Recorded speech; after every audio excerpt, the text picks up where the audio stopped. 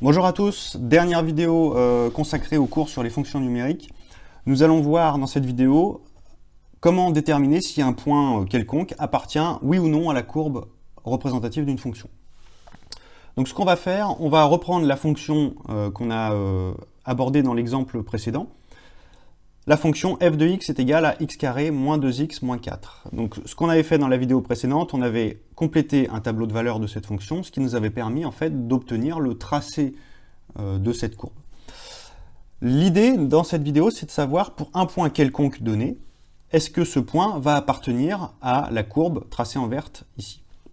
Alors on connaît déjà un certain nombre de points de cette fonction, on en a placé 7 précisément, donc ce sont tous les points en bleu. Et donc, on peut affirmer, par exemple, que le point 3 moins 1, donc celui-là, là, ce point-là, on peut affirmer qu'il appartient à la courbe. Pour quelle raison? Tout simplement parce que l'image de 3 est égale à moins 1. Et bien en fait, le principe, c'est le même pour n'importe quel point. Un point M appartient à la courbe de f si, et seulement si, l'image de l'abscisse de ce point, donc de xm, est égale à l'ordonnée de ce point. Donc voilà, on utilise cette propriété quand on s'intéresse à des points qui sont par exemple situés en dehors de la fenêtre graphique. C'est le cas pour le point A. Le point A, il est situé en 10,76, on ne peut pas le placer sur notre graphique, donc on ne peut pas savoir du tout si le point il appartient oui ou non à la courbe de f. On ne peut pas le savoir en utilisant le graphique, mais par contre on peut le savoir par le calcul, on utilise cette propriété. On calcule l'image de l'abscisse du point, donc l'abscisse du point c'est 10, donc là, on a XA. XA, ça signifie l'abscisse du point A, donc sa position sur l'axe des abscisses. Donc on calcule l'image de XA et on vérifie si on tombe sur son ordonnée, donc YA. Donc c'est ce qu'on va faire. Donc il faut qu'on calcule l'image de 10. Donc f de 10 est égal. Alors, on remplace x par 10, donc ça nous donne 10 au carré, moins 2 fois 10, moins 4. Donc, c'est-à-dire 100, moins 20, moins 4. Donc, on enlève 24 à 100, donc il va rester 76. Et donc, 76, on voit que ça correspond exactement à l'ordonnée du point A. Donc, conclusion, qu'est-ce qu'on a montré? On peut conclure qu'on a l'image de XA qui est égale à l'ordonnée du point A. Donc, la conclusion, c'est que le point A appartient à la courbe de f. Voilà, donc on imagine maintenant que la courbe, elle continue jusqu'en 10,76, et on peut affirmer maintenant qu'elle passera par le point A, par le point de coordonnées 10,76. Alors on va s'intéresser maintenant au point B.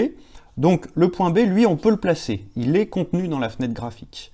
Il est situé en 0,5, moins 4,5. Donc voilà, on va placer le point B. Mais le souci, c'est que c'est pas forcément très visible sur le graphique, on ne sait pas, le tracé de la courbe n'est pas suffisamment précis pour savoir si la courbe verte va passer pile poil sur le point B ou si elle va passer juste un petit peu au-dessus ou un petit peu en dessous de ce point. Donc on va être aussi obligé d'utiliser le calcul pour vérifier si oui ou non la courbe verte passe bien ou pas par le point B. Donc c'est exactement le même principe. On a l'abscisse de B, donc xb qui est égal à 0,5, et on a l'ordonnée de B qui est égale à moins 4,5.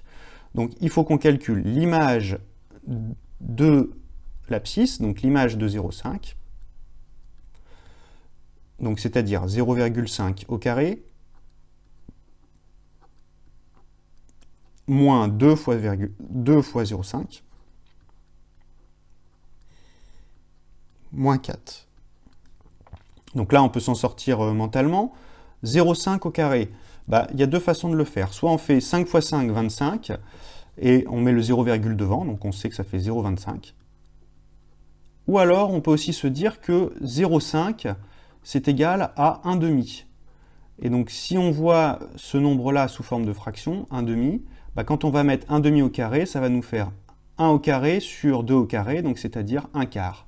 Et 1 quart, c'est bien 0,25. Alors ensuite, moins 2 fois 0,5, 2 fois 1 demi, il reste l'unité, donc moins 1. Et ensuite, moins 4.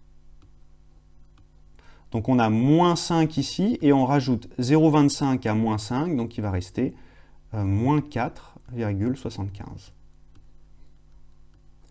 Alors, qu'est-ce qu'on peut en conclure? Moins 4,75, on voit bien que c'est différent de l'ordonnée de B. C'est proche, mais c'est différent. Donc c'est différent de moins 4,5. Donc la courbe, elle va passer en moins 4,75 et le point, lui, il est situé en moins 4,5.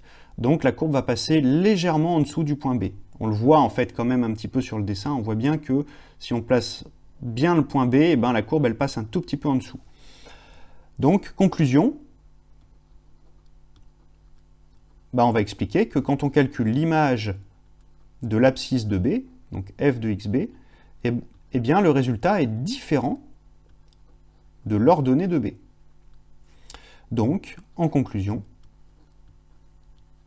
le point B n'appartient pas à la courbe de f.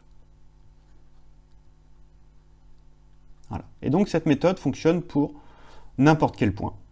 Pour savoir si un point appartient oui ou non à la courbe d'une fonction, on calcule l'image de son abscisse, de sa première coordonnée, et on vérifie que le résultat coïncide avec sa deuxième coordonnée. Si c'est le cas, le point appartient à la courbe, sinon il n'appartient pas à la courbe. C'est la fin de cette vidéo, merci de l'avoir visionnée. Tu pourras trouver davantage de ressources sur ma chaîne ou sur mon site internet www.zmat.net. À bientôt!